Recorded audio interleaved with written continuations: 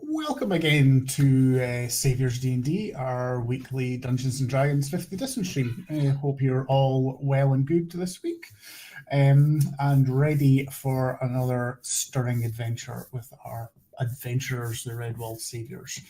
As ever, we'd be really grateful if you follow us here on Twitch or our Twitter and YouTube, which you should see links below the stream. And we'll read out any new followers, donations, or subscribers at the end of the screen. Right, well, without further ado, let us introduce the players and their characters. We are missing one at the moment, but he's just unfortunately had some unexpected arrival, so he will be with us shortly. He's socializing with humans. I don't agree with yes, no, I mean, it's weird. We live on the internet. I can't understand I don't understand. Actual human interaction. Yeah. I do not approve. Yes. I do not approve this message. I'm just going to go on how you are on my screen this time. So I'm going to start with Mr. Terrorblades and introduce Mara. I get to start. It's almost like we're in a hag hole again. Please know I play Mara Clearwater, a cleric of Joaquin, a human cleric, sort of dark blondish hair, currently dressed in sort of darker clothes, in preparation for where we must go.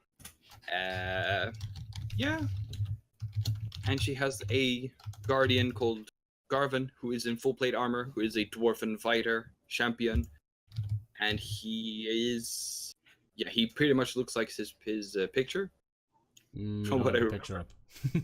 No, but he'll show up later. But he does look like the everybody's picture. There. He does look like the picture is not there, but the picture will be there. I can tell you he looks like the picture because I picked the picture and created the character. I'll tell you what, I'll put his picture on the game when we go over so people can have a look at Garvin. Yeah. Is that you? Sorry, I've cut you up. This is... Yeah, fine. I was about to say trade domain because I forgot to say that. Yes. And next we have Mr. Jabberwocky. Oh, God. Resident barbarian. Yes, I am Jabberwocky. I play Salir. Yes. He is a race, Damfair, class, barbarian, HP 100, AC 14. Stop, strength, Jabber, you're giving away too much about your character. Isn't that on the screen? He hits stuff with an axe. Yeah. And the arsenal that he has on his back. He does that quite well, actually. Yeah. He does stuff with axes. Yeah. He's a juggler and trapeze artist. If there's an axe involved, he's got natural proficiency with whatever that action is. Yes, indeed. To woo a lady, have an axe with him. Yeah. It's a small by comparison, my dear. I'm now going to have to work out how I can try and put that into the narrative. That woo somebody with an axe. Anyway, you know it's going to be some sort of hill giant lady as well. There are jokes I won't make. Good. I wanted to put them in your heads, but not to actually say them out loud. I'll approach that hill.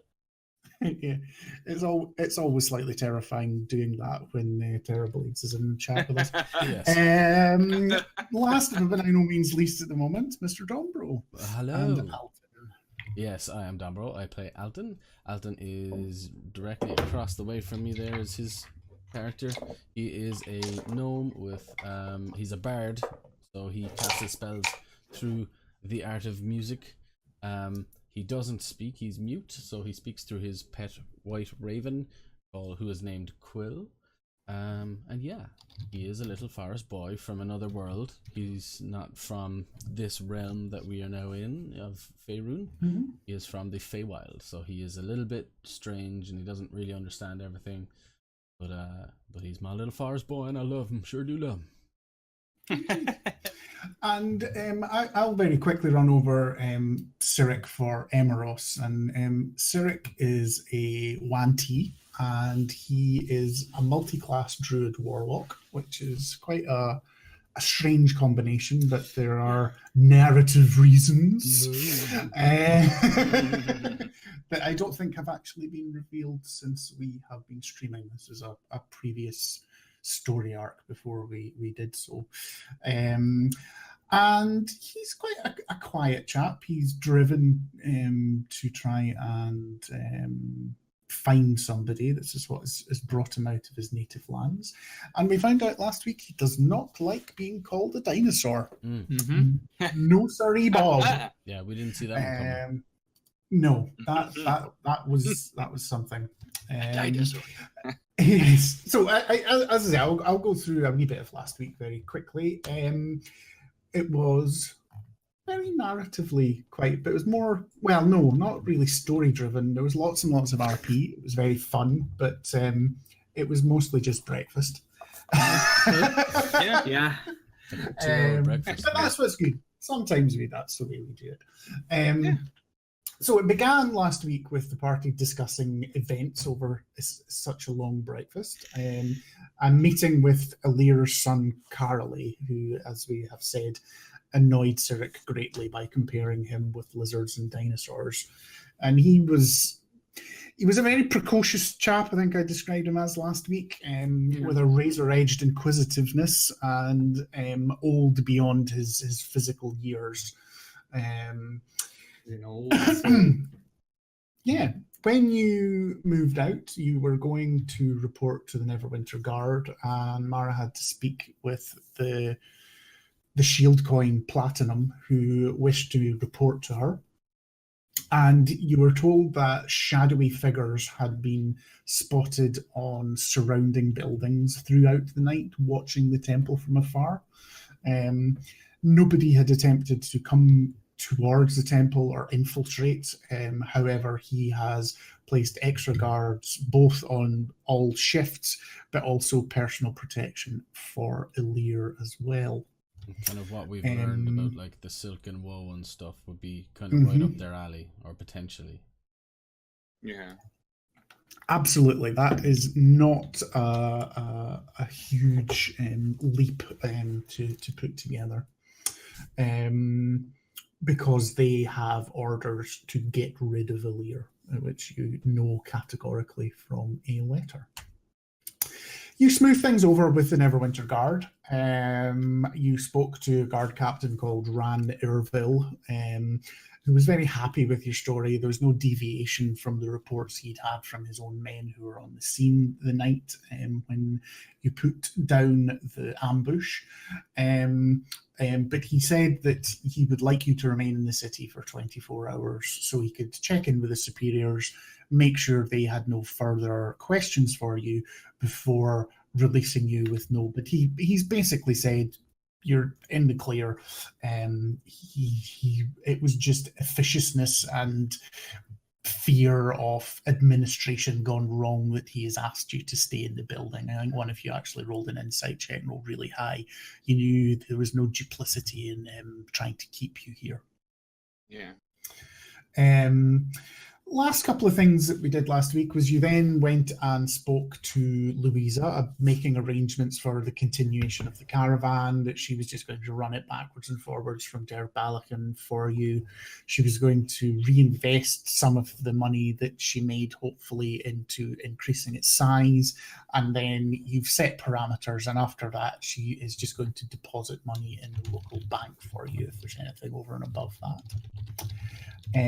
She also told Alton, who was particularly interested, to find out that his good friend Reeve, the fruit seller's, Reeve's Red Wall raspberry conserve had been sold. The entire consignment had been bought up by a high-end store and had been proving very popular with the local nobility. So she had an order from this store to go back to Reeve, and they were interested in her running different lines, not just raspberry conserve. So things look quite good for Reeve in the future. And the finally thing that they turned to the temporarily forgotten injured soldier they had brought with them, with the promise of paying to have his arm regenerated. Ibril was one of the City Watch who defended the gates of Derg Balakan when it was being assaulted, particularly by a set of ogres that were bringing in a battering ram. They were frustrated and killed, but unfortunately in the process Ibril lost his arm. But we now begin today's party. They've met up with Ibril and explained their absence. Yep. And I think we find you now all in the Tollbooth Tavern, finishing lunch. You've bought Ibril a few drinks to smooth over. If you've allowed him to, which I will obviously make that, but he will probably get a little bit tipsy, not roaring drunk or anything, but he's enjoying being away from the duties of a city guard in his own town. And yes, we find you all sitting back comfortably in the inn after a nice meal. I'm just going to very quickly flash Garvin up onto the... That's Garvin. Yep. That is what Garvin looks like. Oh. So he looks just like his photo. That's Mara's helper. And we're in the Tollbooth Tavern scene. My Garvin, that's what you look like. No. He is no longer yeah. Oh, I think, yeah. So what's going on around us, Squid? It's I described it last week as it's not empty, but it's nowhere near, because it's lunchtime, it's nowhere as busy and rambunctious as it was the last time you were here in the evening. There's no music being played. There's just one young bartender behind the bar that wasn't there when you were in the last time. But it's enough to deal with the level of patrons that are in here. There's another couple of tables, much the same as yourselves. They're obviously caravan people, probably waiting on restocking to go their way wherever they're off to, having a few drinks, having lunch as well. But nothing rowdy, unless you want to particularly go and try and overhear anything. You're not really catching other people's conversation or anything. They're just talking quietly amongst themselves. Mm-hmm. Yeah, I'm guessing we're just going to have something to eat here and then head back over to the temple. Well, we just had breakfast. No, I don't know. No. We took an hour. It took a while to find. It took a while to find. Yeah, because you've been traversing. The one thing last week is you've been traversing the cities. You've been moving about. Right. You talked to the watchman, things like that, and then you went over and you spoke to Louisa for a while, and then moved back to the Tollbooth Tavern. So, it's you probably got here around noon, and I would say like sort of between episodes, you've maybe had a leisurely lunch over an hour or something like that. So it's maybe 1:30 now. I think Alton will sort of look to Ibril after his few drinks. He's got a nice little buzz going. Yeah. And he'll say, oh, we hope that today we'll be able to get this fixed, as he sort of gestures to Ibril's stump that he has. And he's like, I will be so glad. You can't imagine what it's like to have an itch you can't scratch. It's the damnedest thing. Alton sort of thinks. Well, we shouldn't waste any more time. And Alton will look to sort of the rest of the table when he says that. Let's go. Yeah. Even though it isn't the wait. Yeah, we've all had a piece to eat, and we've got our money. We've got possibly where to go, and let's get this man his arm back. Yeah. Yep. I mean, we've all had something to eat, and some of us are just in a happy mood. So, yeah, let's go. Let's go fix the arm. Yeah. So you're going back to the temple of Joaquin. Not a problem at all. We're going to a different temple, so you can pull up a different picture. But we Oh. get the Are discount. you? Come on. What you mean is so you can see panic on my face because I haven't prepared a different technique, or have I? Yeah. No, you haven't. No, I haven't. I know how DMing works. So yes, you see. I've not represented it on the map, but you see as you come back, as he was good to his word. Stalgren has doubled the watch.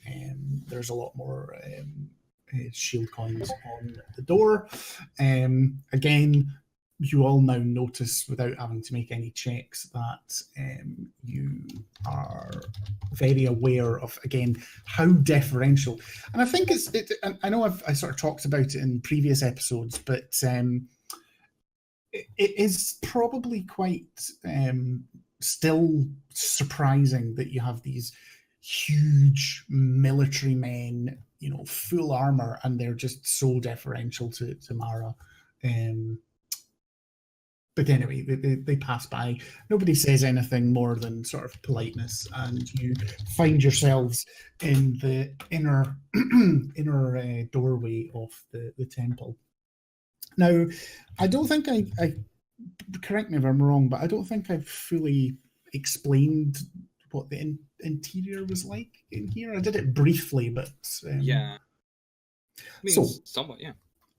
yeah, so I think I'll give you a bit more understanding. So this is a completely circular building over 2 floors. You've got the ground floor and the floor above. And as you go through the main double doors, there is a semicircular room, which is basically just an entranceway. Again, very burnished. I have said that before, very opulent. And there is an open archway straight in front of you that goes into the sort of temple part of the building. And that is what we would, quite similar to what we would consider a sort of stereotypical sort of medieval Christian church, with a pew down, with an altarway down the middle, altar at the end, pews off either side. This is obviously where the religious ceremonies occur. The big difference is that and again, Mara knows this, offices and other associated rooms due to business, like filing and things, on the right-hand side. And then there is a dining and accommodation for the more junior clerics on the left-hand side of the ground floor. And upstairs is the Overgold Suite. There is a main bedroom and 8 other bedrooms, as well as a large receiving room with a dining room, a study, and his private filing office where he has a secretary as well. Where to, Mara? Well, I can't even spell the word gold. I guess we will go. Sounds like there would be somebody in the main temple room, like the main. Oh yeah, sorry. said it. I wasn't. Wait, you're wondering? Yes, absolutely. Just to go, and if there's nobody in the main temple room, because there may not be if there's no ceremony or anything expected recently, you would know to go to the left-hand side to where the sort of the under clerics go for their accommodation and dining, or indeed the offices on the right-hand side, because this temple is filled with young level or low level, not necessarily young, acolytes to do the clerical work. There's spreadsheets, there's all sorts of things to be going on, documents, and cross-referencing and meticulous mathematical notes of profit and loss and things like that. So there's lots of activity. When you go into that area, there is a bit of it. There's offices for some of the more slightly senior clerics, but it's almost like a typing pool you would see in a large business, with them all with their wee sort of scrivener stations and their quills, and almost something out of a bit like Ebenezer Scrooge, and except there's loads of them. But as you come in, one of them sort of comes up to you and sort of nods to you, Miss Mara. How can we help you? If you're looking for Miss Alir, she's upstairs in the Overgold's office.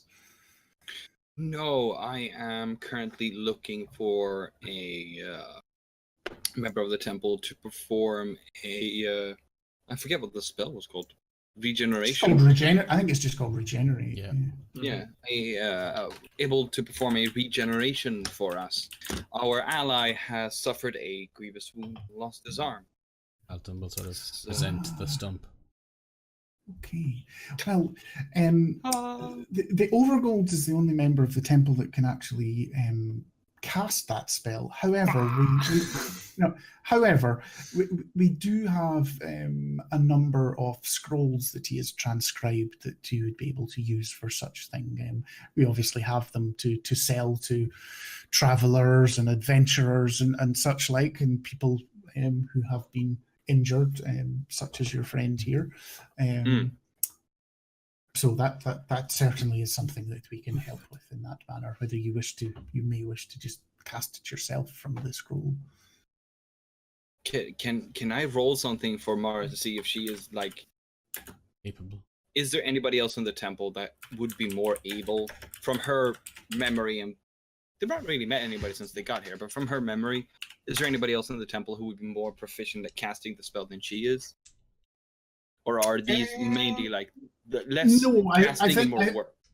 I think you're quite sure that nobody else is the way that the Church of Joaquin sort of works is most of the fixed temples have the one Overgold who's usually quite a high level cleric and lots of acolytes, and people of your sort of experience or slightly more, slightly less, before they are given a temple of their own to run, they tend to be out there doing the ministration. It's a sort of a cross between missionary and business person. Yeah. So unless there is another traveling cleric in the same vein as yourself that you're unaware of, you're fairly sure that nobody left here will be very high level at all. Okay, then Mara will... she'll say, I'll cast the spell then.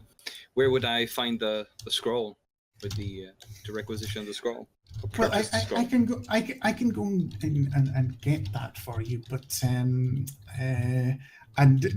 roll me a perception check. He doesn't actually know what it looks like. Perception. Right, that is a 24. Okay. Your perception on him, he starts stuttering a bit.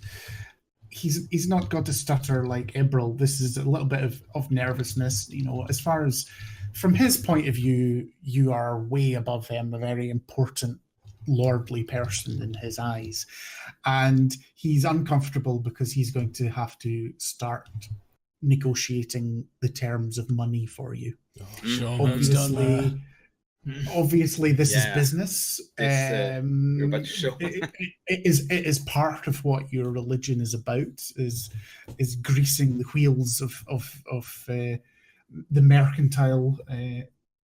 So he's basically about to show Mara just how much praying he's been doing.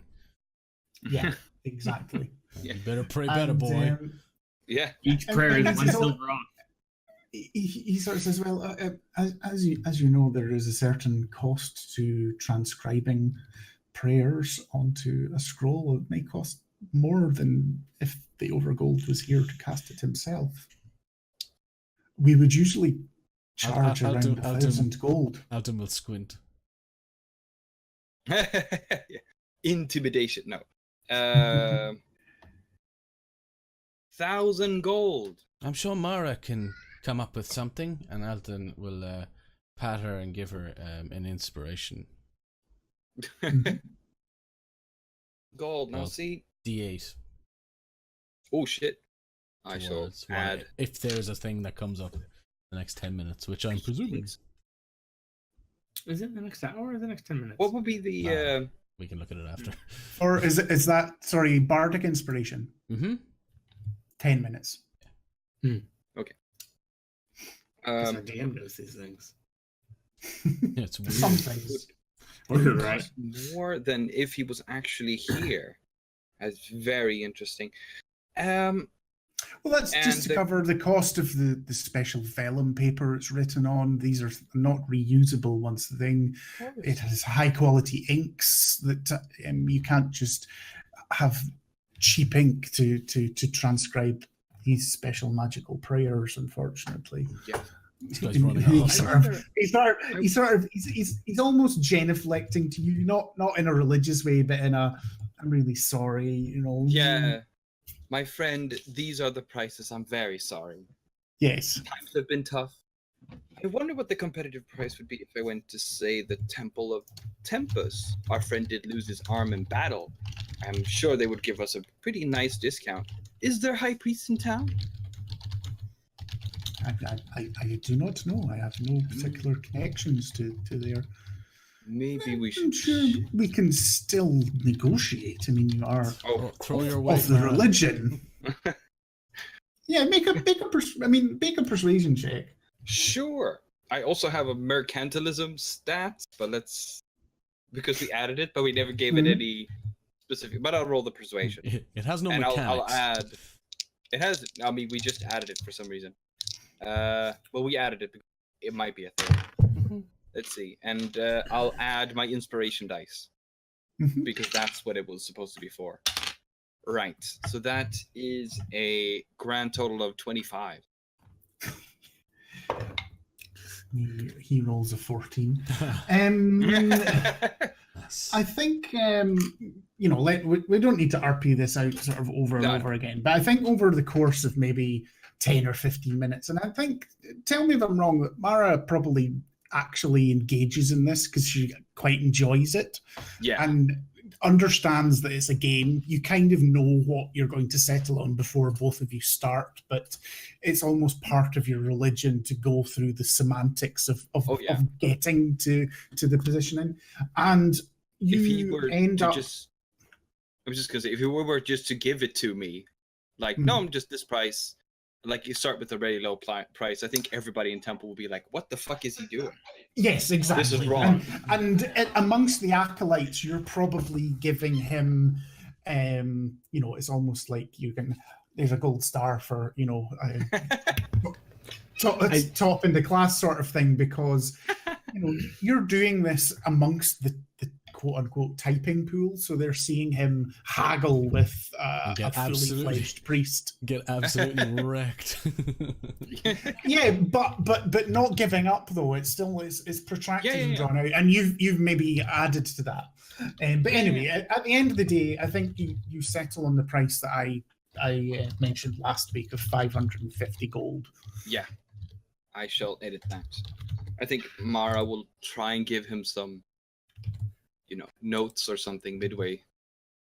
I think I imagine Mara's the kind of type who would just like really drill him on this, like a higher like a noble, like just really just to test him, just really hammer into this negotiation, just see if he breaks. I have the best words. Let's your character. now go down that direction. So you pass over the money, and he scuttles away and comes back with this quite heavy, because it's paper, but vellum scroll, and it is that is the spell that you need to regenerate your friend's arm. Ah, thank you. Would they have more at the temple? He told you they currently had 3 of them in the temple. Okay. Just in case, we fail with the ritual, it's always good to have. I'm back again. Negotiating from a slightly lesser high point. Yes. Thank so you. I take it you retreat upstairs to the room or the living room upstairs or one of the bedrooms to do this, or do you do this in front of the the amassed acolytes of the temple as well. I mean, why wouldn't? Yeah, wouldn't. It would be the place to do it, right? Yeah, it feels like. I mean, it makes no difference to me. It's absolutely up to you as to what you think Mara would do. I think like the main where we hold services, probably. Yeah. Okay. Like that's where the juju is best, you know. Yeah. Then you move through into the main part of the temple, just behind the altar, and I suppose maybe you get Ibril up, ask him to sort of lay the sort of stump of his arm onto the altar and start casting the spell. So I would think if need Ibril you is nervous as well, Alton will just give him a little nod, like, go on. Okay. Calm emotions. Need you to make a spell casting ability check. Snake. Oh. There's a dinosaur. There's a dinosaur arrived. Oh. Sorry, it took so long, but no, everything's done now. I don't have to leave again either. We're in the temple at the moment cool. with Ibril, so we're just about to fixing see an arm. Yeah. Yeah. Oh yeah. Mara. Oh yeah. Good. What? So Mara, if you make a spellcasting ability check, so what that is basically a wisdom check plus your proficiency bonus. Okay, so it'd be like my wisdom modifier plus my ability modifier. Correct. Yeah. Yeah. So okay. Oh come on. Can I? I'll think cast actually, guidance on myself. Yeah, I'm gonna say I think actually Alton doesn't believe he can help her with this magic, so I don't think he will be inspiring her. Fine. So I don't, you know, the divine is not something he understands all that well. So Mara will ask Joaquin for guidance as well. Mm-hmm. I never use guidance because I feel it's kind of cheap. Then we use it all the time. I have a character who has guidance, and I told my DM, I'm like, I literally keep guidance up 24/7 Yeah. once I'm in a combat. It feels so cheap, just like You're a cleric. So what? I've got fireball. It never stops me. Yeah, we can only use it so many times. But Come on, Joaquin. Guidance is the best. People can only take so much. Not one. No. No, he's floor rolled. Yeah, I mean it's a D4, so I have another one. Oh, okay. So that is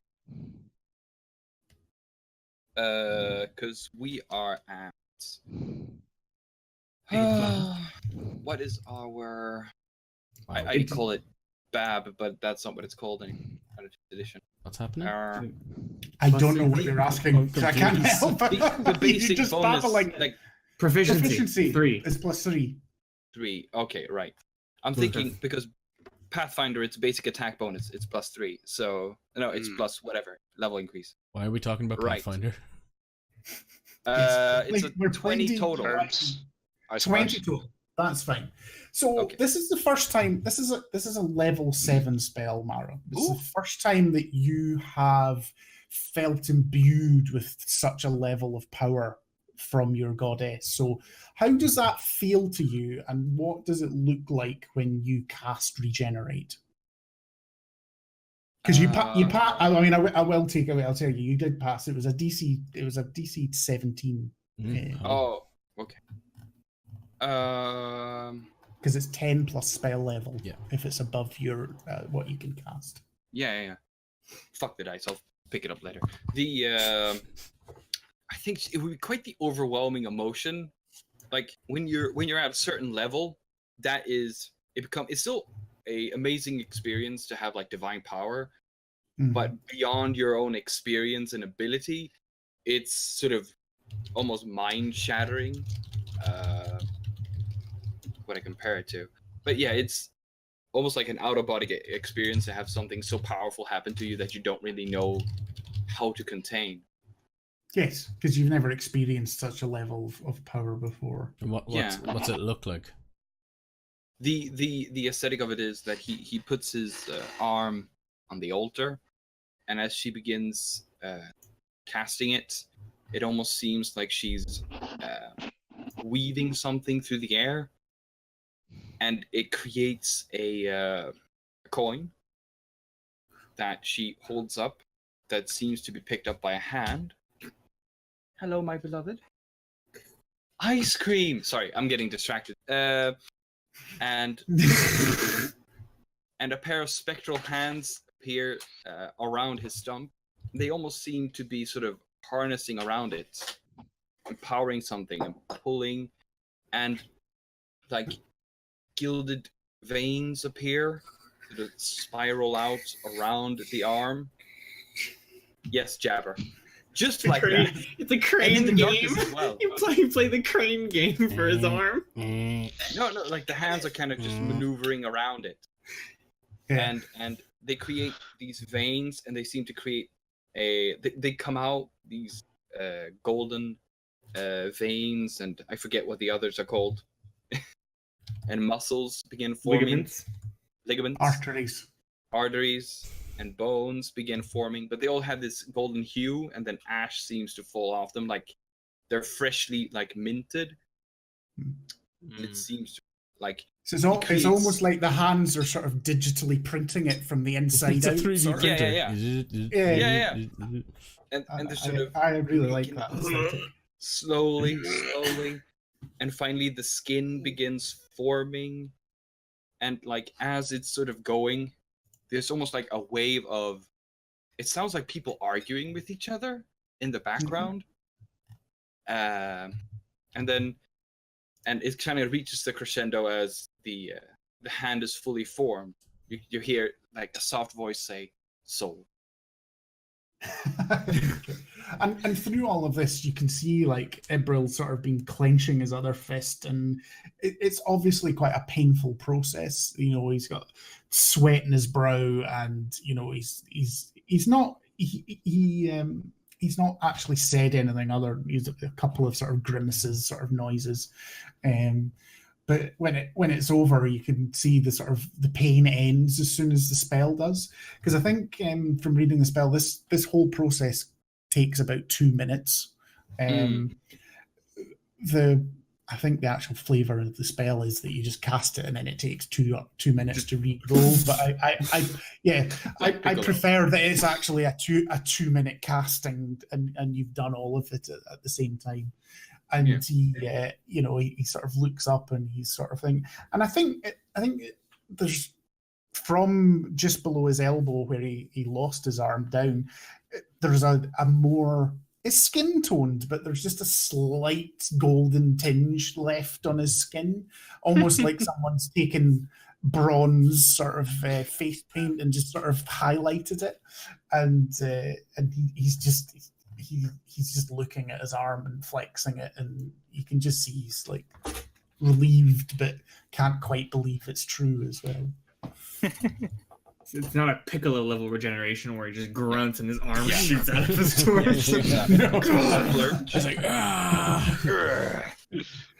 he looks around the temple. He casts the what's it called? The destructor wave or whatever. No, never mind. Special beam cannon. Right. Let's not fall down that hole. Morrow casts destructive discs and cut his hand off again. No. I don't think if Celia ever loses a limb, he's just gonna Piccolo one back. I think we've fallen, Squid. Help. Yeah. So she will. Yeah, he's just staring, and it's not that he's ungrateful. You can just see he's just completely caught in the moment. I think Alton Mara will probably be sweaty. Sort of pat him on the back. Alton will Not go saying up. anything.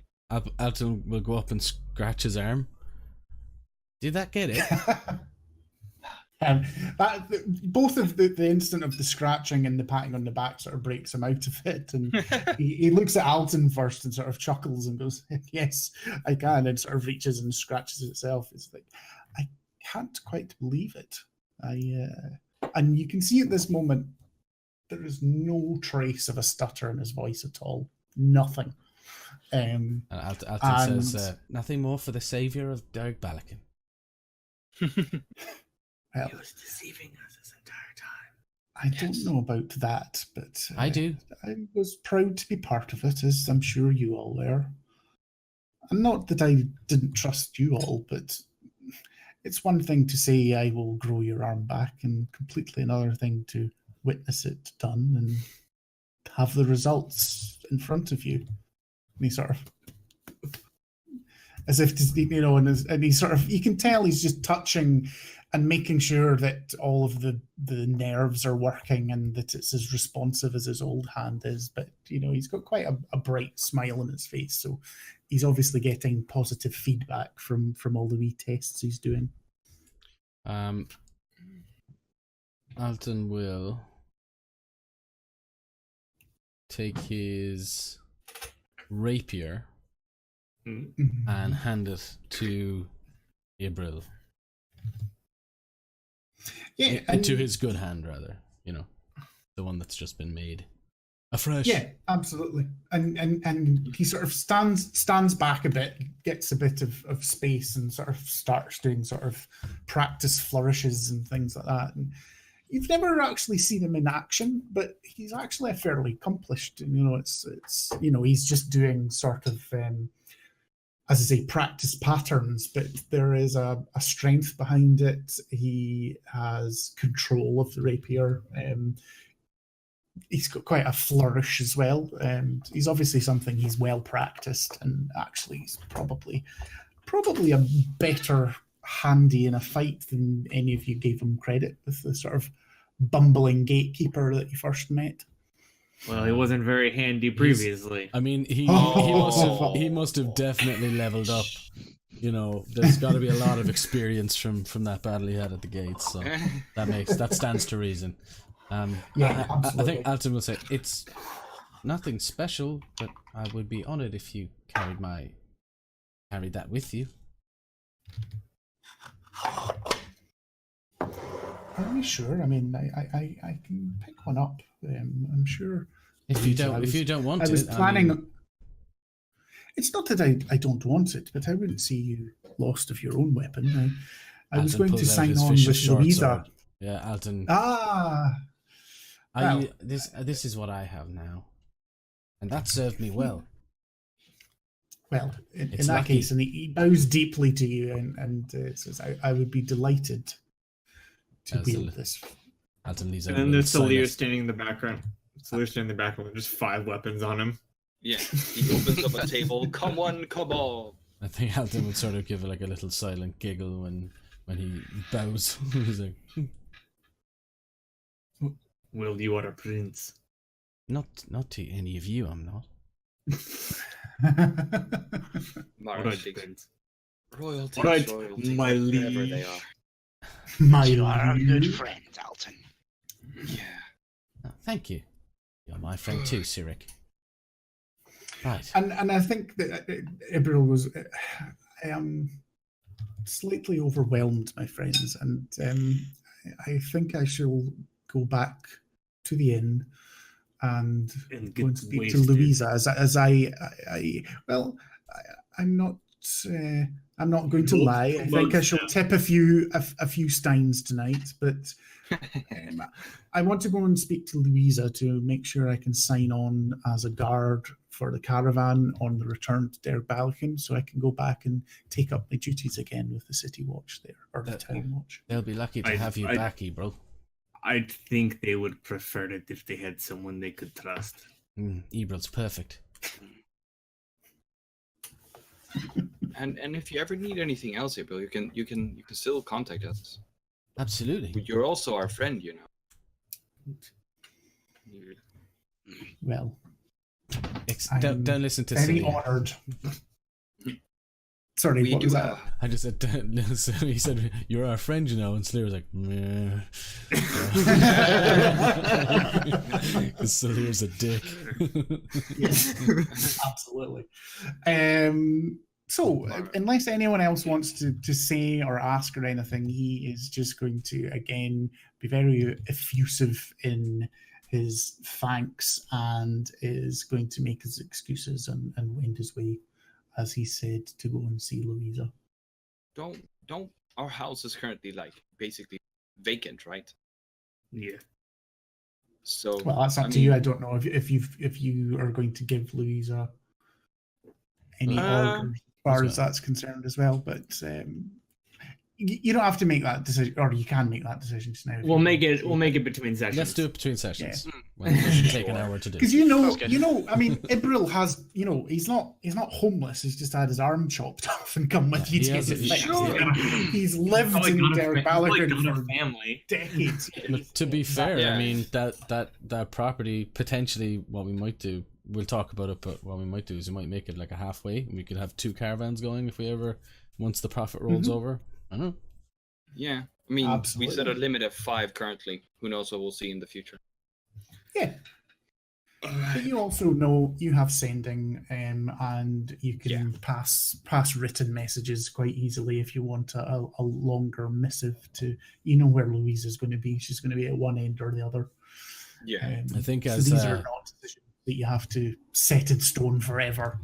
as Ibril is leaving essentially to go back, Alton will stick out his hand to him. Yeah, and he do that. And is he? Are you wanting a handshake or a sort of warrior clasp sort of thing? It's Alton. Yeah. He's only seen Yeah. handshakes, and he sort of says, "Thank you for everything you did in Derek Balakan and your sacrifices that you made." And exactly the same back to you. My heartfelt thanks for this.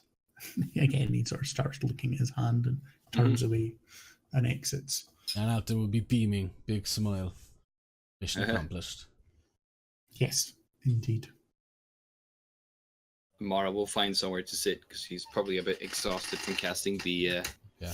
superior spell. Yeah, you're in the upper level at the moment, in the sort of the main room that's sort of part living room, part dining room. It's a sort of large L-shaped room, where the stairs come up in one corner of what would have been a rectangle. All right. But we cast the spell down there in the temple, right? Yes, that's Yeah, right. okay. So Mara might, on the way out, basically nod to some of the clergy that they should have taken notes on this, on like a ritual of this power. I don't know how you convey that with a nod, but yeah. No, I think that. I mean, you can see that some of them have come to watch. Some of them have obviously had business that they had to continue to attend to, but they have they've just watched you with sort of silent attention. Nobody asks you anything, but it's more about just witnessing. Is something that Mara's probably gone through herself in the past. Oh yeah. Witnessing higher level clerics cast spells that you can only dream of when you're an acolyte. Yeah. So now she witnesses it from the other direction, so to say. Mm-hmm. Yeah. So as you said, we were upstairs. Yes, you can move upstairs. That's probably the best place if you want to go and have a seat and a rest. Yeah. There are places to sit downstairs, but it's all mostly functional down there. Oh, okay. I think I will sit down and just have like a drink of water. Yeah, so according to the guard, we have to be here until tomorrow morning. Does anybody have anything they want to do while we're here? I'm probably just going to sit in the room and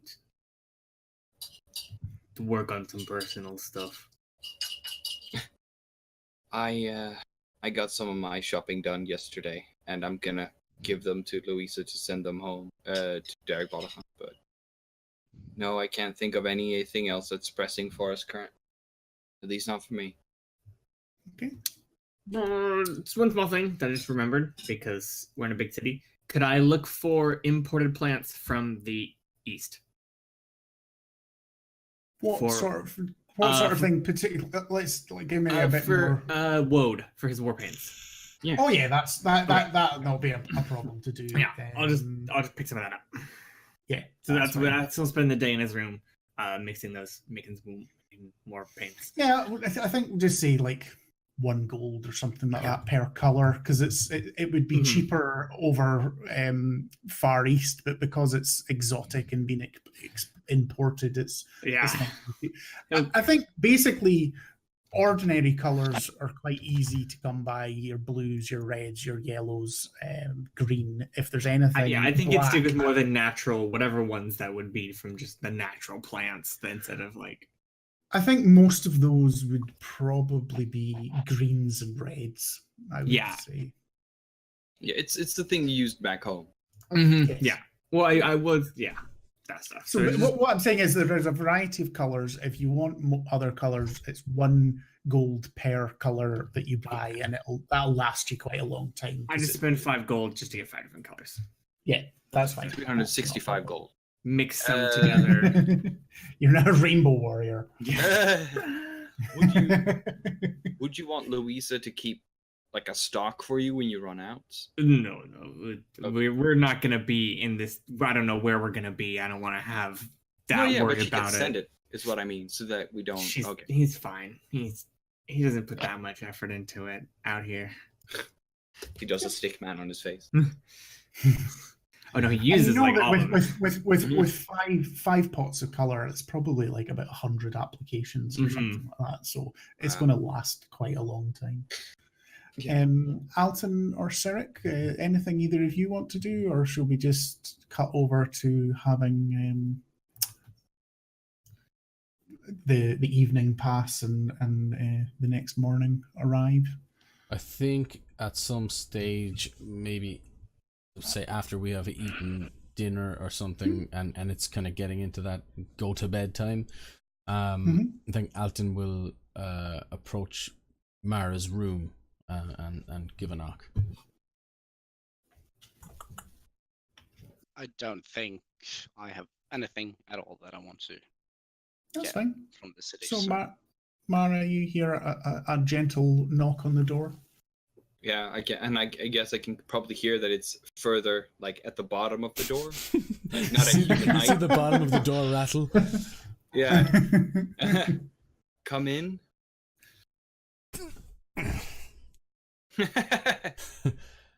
Hello, Miss Mara. Hello, old.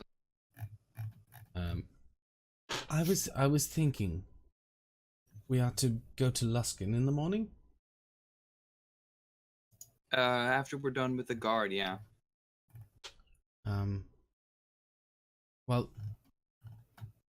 if we're to find this gold father, You can say Dante. That's Dante. his first name. Yeah, I can remember that. But if we are to find him, I thought I should remind you that I do have this, and he will reach into. Well, he probably has in his hand a scroll of scrying. Ah, This might help us find him. it's very good, Alton. Yeah, that might very well help us. We can try that on the road. I don't know Everyone what's else happening. doesn't agree. We thank you, Alton. Where did you find the scroll? It was a long time ago. I believe I found it on the body of one of the Knolls, I think. Something like that. Squid? Oh. Can't remember. it was ages ago though, but yeah, Was no, it- it's I been, can't remember. it's been in my bag Was- for Was I- it very when long we time. were digging? What? In that druidic circle when we were digging? That's actually yeah. No, there wasn't. No. There I got wasn't my there. yeah. I think I got my wand. We back. have it. Yeah. Okay, so I'm gonna put into the bag Doesn't of matter. holding where things go, but not where they come from. So please, Well, I can. I, as a DM, pay little attention to where random loot comes from. It's true. Yeah. Yeah, no, Yeah. That's a long time ago even for us. That's Yeah. months and months and months ago. Speaking of Yeah. magical items, we're gonna do something with his old magic deck. we were gonna identify No, it. In We the, don't know what it is. At the moment, Alton and Mara are Yes. having that, so let's just keep doing with that. Yes, well, I just wanted to remind you that I had that just in case. It hasn't come up.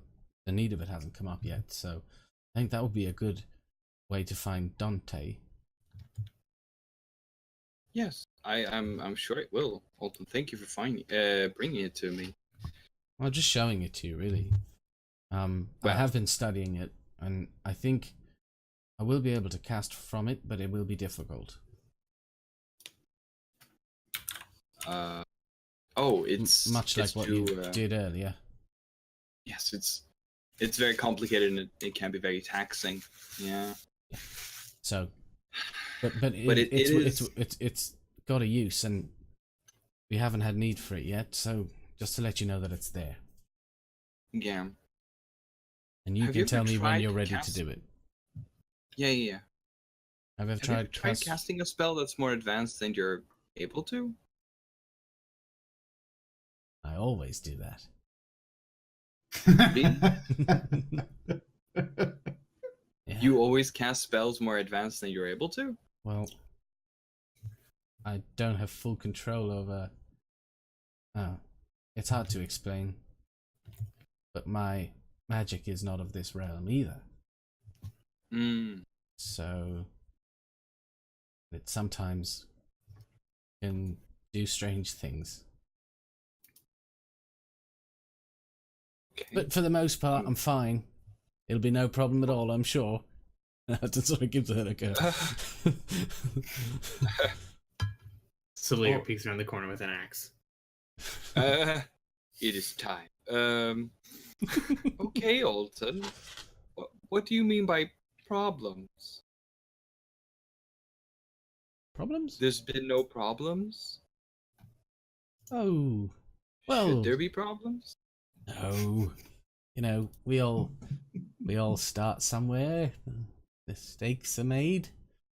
Oh. But, Oh, but, yeah, But, of but course. trust me, since I've come here, no problems whatsoever. That's good. It's good. I can't see there being any issues. But just to let you know that when you're ready, if you think we're close enough or whatever you think is best, I'll cast this. We'll find out exactly where Dante is. That's good. One of the guards, I think did we overhear the guard speaking, saying that Luskin was like a dodgy spot? Is that where Alton got that information? Or would have gotten that information? No. I Wasn't think it it was that actually I think Mara told you that Okay. potentially. Because you thought it was like swashbuckling. Yes. So, this Luskin place, should we be careful there? Will we be fine there?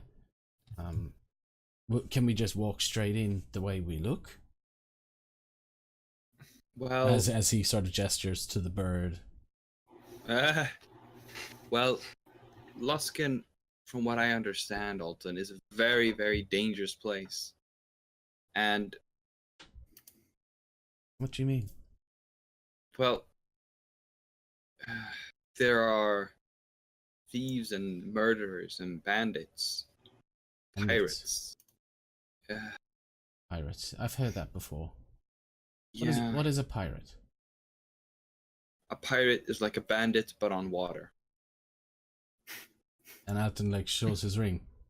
I can move pretty fast on water now. Yeah, but they come with boats. Have you seen boats before? No. Well, they use You wood.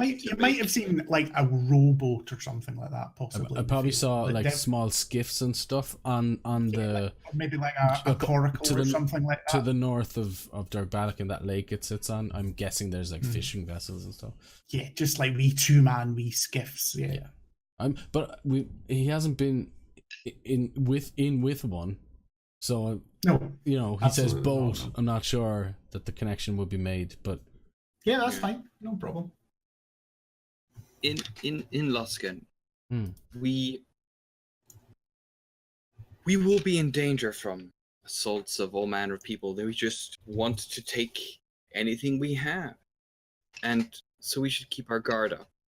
okay. And I feel I might be especially in danger, not just because I come from a religion that revolves around the nature of mercantilism, but also because we're looking for someone related to that religion.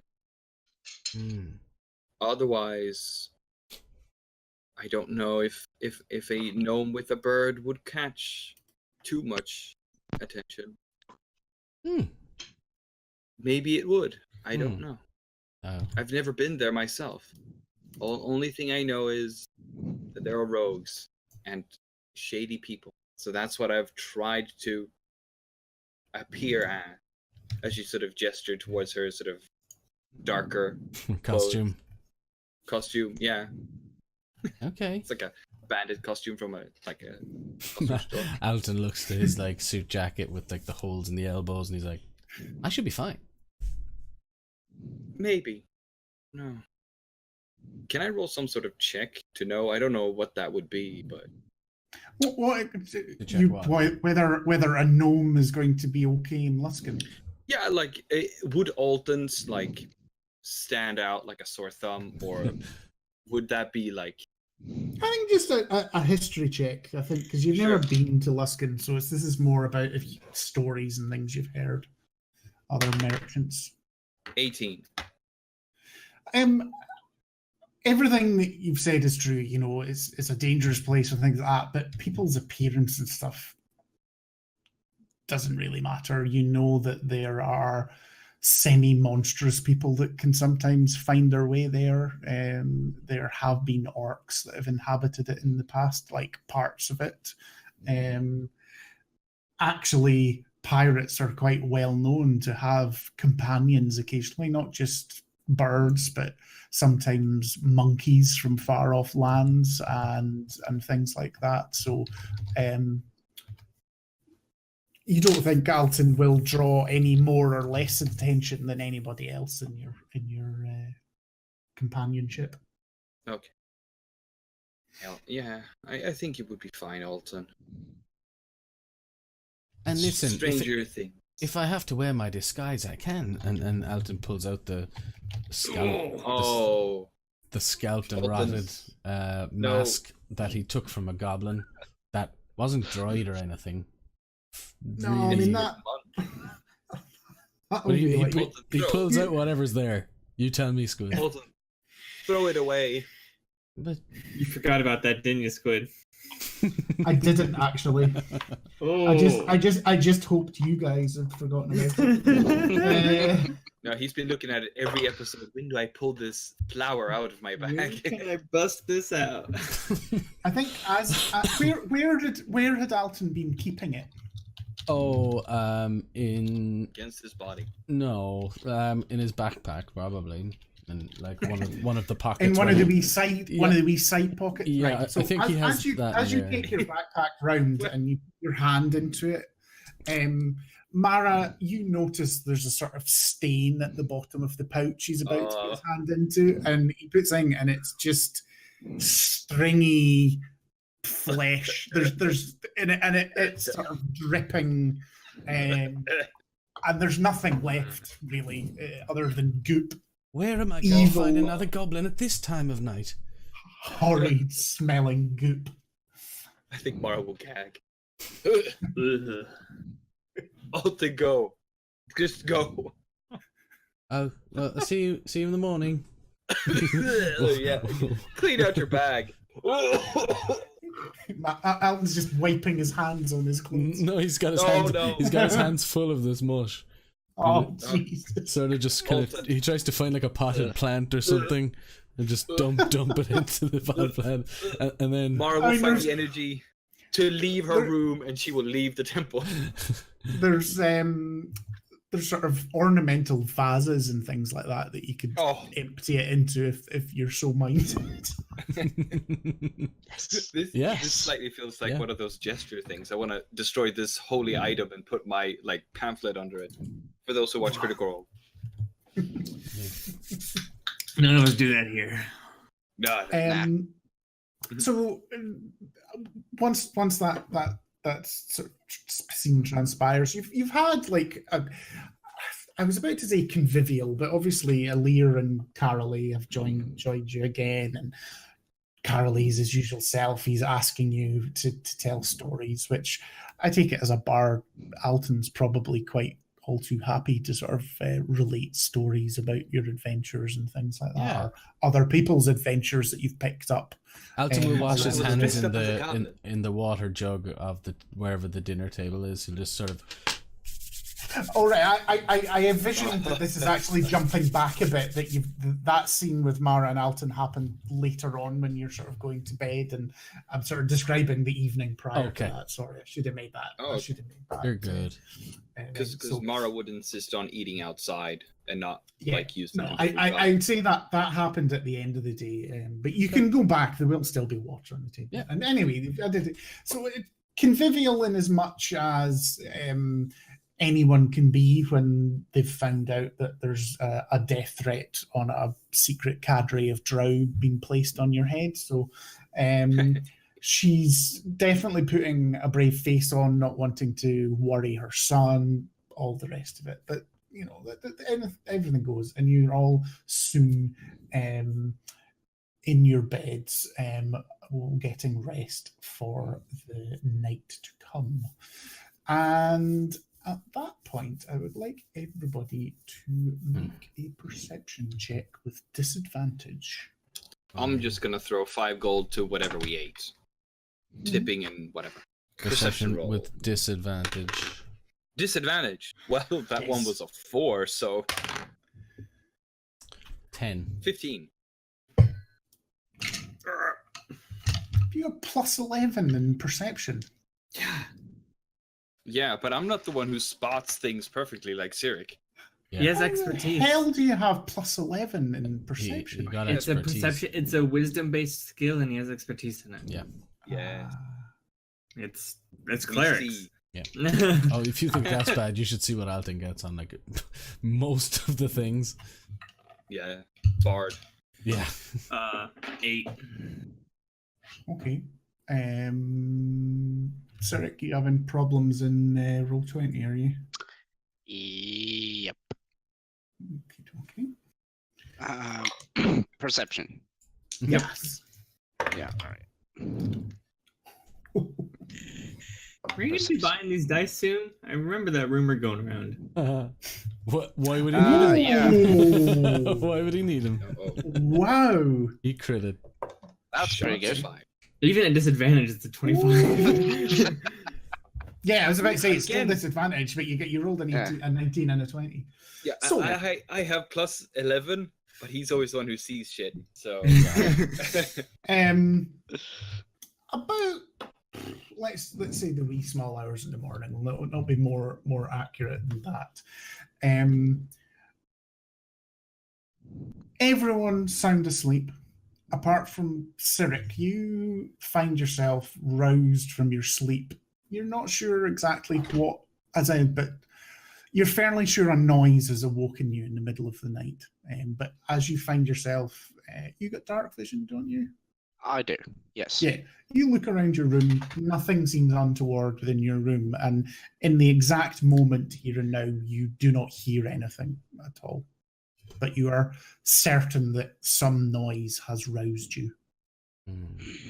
Your adventurous sense tingling. Spidey sense. I suppose Cirque just, as you say, look around the room and doesn't see very much, but he gets up and the quattle slithers around Cirque's neck and he opens the door out into the hallway and,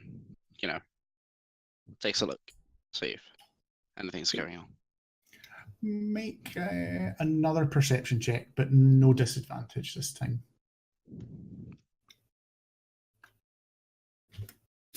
13. Good enough.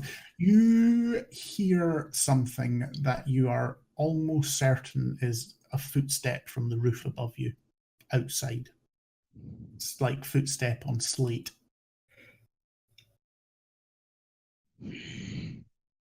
Somebody's up there. And I just want to check if when I speak telepathically with people, can they connect while they're asleep or unconscious? Or is there actually a particular rule for that they can't respond? Or It's an interesting question. They can definitely respond, but I will have to double check whether they have to. I'm not sure whether you can wake people up by doing it or whether you have to be line of sight. That's the cool. I was hoping you were gonna in my head. I was like, that's the coolest way to wake people up. Like, really, if one of you has telepathy, it's like, everybody wake, someone's here. It's like, I mean, like, in the future, we'll probably have practiced this where you will do that. But I think right now, the first time it happens, you'll be like, who the fuck is that?